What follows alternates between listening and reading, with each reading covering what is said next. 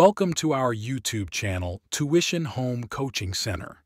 Please subscribe to our channel to get more videos like this.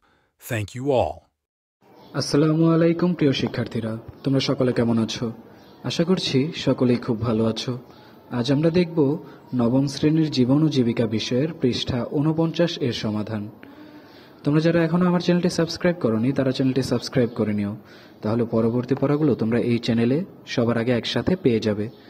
আর পূর্ববর্তী পৃষ্ঠাগুলোর সমাধান প্রয়োজন হলে চ্যানেলের প্লেলিস্টে সে পড়াগুলো প্রতিটি পৃষ্ঠা বাই পৃষ্ঠা করে দেয়া আছে, খুব সহজভাবে দেয়া আছে, তোমরা সেখান থেকে দেখে তোমাদের খাতায় লিখে নিতে পারো।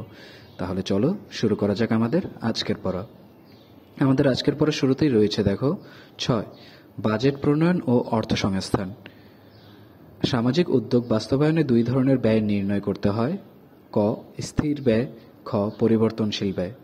যেসব ব্যয় পুরো কার্যক্রমে একবারই করতে হয় এমন ব্যয়গুলো স্থির ব্যয় বা ফিক্সড কস্ট নামে অভিহিত করা হয়, যেমন যন্ত্রপাতি ক্রয়, অফিসের জন্য আসবাবপত্র ইত্যাদি।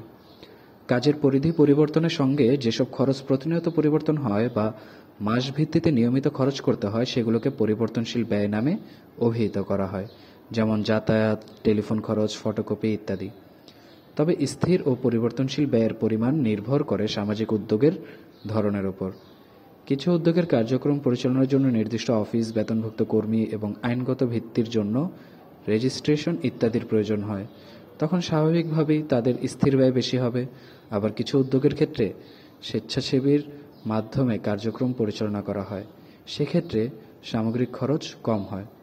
ব্যয় যেমনই হোক না কেন, সামাজিক উদ্যোগটি শুরুর পূর্বে সংশ্লিষ্ট সকল খরচ সম্পর্কে একটি ধারণা পাওয়া গেলে সেই ব্যয় বহন এবং অর্থ সংস্থান করা সহজ হয়। এবার আমরা উদ্যোগটির জন্য কি কি ব্যয় খাতে ব্যয় হতে পারে তার একটি বাজেট তৈরি করব।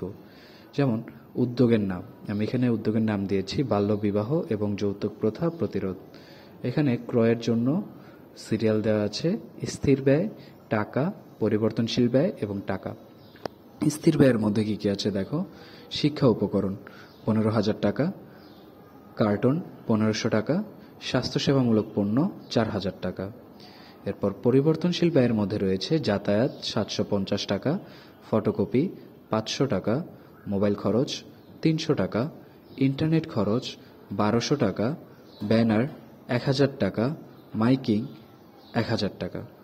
এখানে স্থির ব্যয়ের মোট খরচ আসছে 20,500 টাকা এবং পরিবর্তনশীল ব্যয় যেটা তার খরচ এসেছে 4,750 টাকা। তাহলে এই হলো আমাদের 49 পৃষ্ঠার 6টি সমাধান। পরবর্তী পৃষ্ঠাগুলোর সমাধান পেতে চ্যানেলটি সাবস্ক্রাইব করে আমাদের সাথেই থাকো। ধন্যবাদ সকলকে।